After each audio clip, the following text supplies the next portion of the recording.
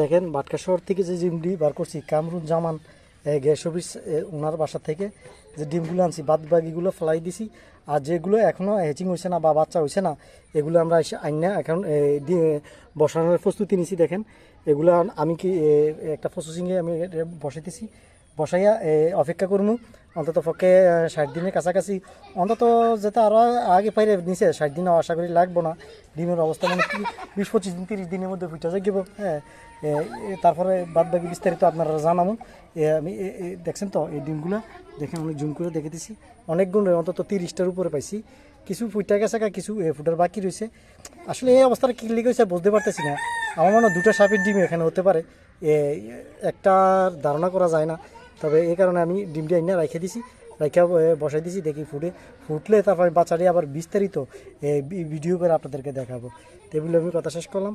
কুমিল্লার রেস্কিউ টিমের পক্ষ থেকে আন্তরিক অভিনন্দন, শুভেচ্ছা। আসসালামু আলাইকুম।